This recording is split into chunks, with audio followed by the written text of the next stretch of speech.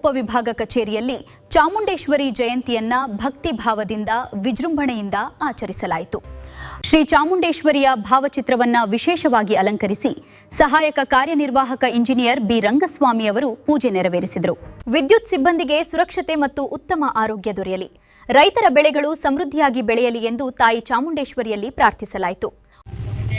ಈ ದಿನ ತಾಯಿ ಚಾಮುಂಡೇಶ್ವರಿಯ ಹುಟ್ಟಿದ ದಿನ, ಹಾಗಾಗಿ ನಮ್ಮ ಕಂಪ್ನಿ ಕೂಡ ಚಾಮುಂಡೇಶ್ವರಿ ಉತ್ಸವ ನಿಗಮ ಆಗಿರೋದ್ರಿಂದ ಅನ್ನೂರು ನಮ್ಮ ತಾಲೂಕು ವ್ಯಾಪ್ತಿಯಲ್ಲಿ, ನಮ್ಮ ಸಬ್ ಡಿವಿಷನ್ ವ್ಯಾಪ್ತಿಯಲ್ಲಿ ನಾವು ತಾಯಿ ಚಾಮುಂಡೇಶ್ವರಿ ಹಬ್ಬವನ್ನು ಪೂಜಿಸಬೇಕು, ವಿಜೃಂಭಣೆಯನ್ನು ಆಚರಿಸಬೇಕು ಅಂತ ಹೇಳಿ ಈ ದಿನ ಒಂದು ಚಾಮುಂಡೇಶ್ವರಿ ತಾಯಿಯ ಹುಟ್ಟುಹಬ್ಬವನ್ನು ಆಚರಣೆ ಮಾಡ್ತಾಯಿದ್ದೀವಿ.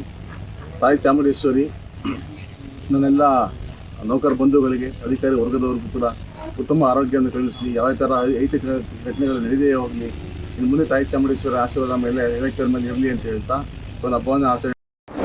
ಇನ್ನಷ್ಟು ತಾಜಾ ಮತ್ತು ವಿಶ್ವಾಸಾರ್ಹ ಸುದ್ದಿಗಳಿಗಾಗಿ ನಮ್ಮ ಚಾನೆಲ್ ಅನ್ನು ಫಾಲೋ ಮಾಡಿ, ಸಬ್ಸ್ಕ್ರೈಬ್ ಮಾಡಿ, ಶೇರ್ ಮಾಡಿ. Follow Bharat one Kannada. ಇನ್ನಷ್ಟು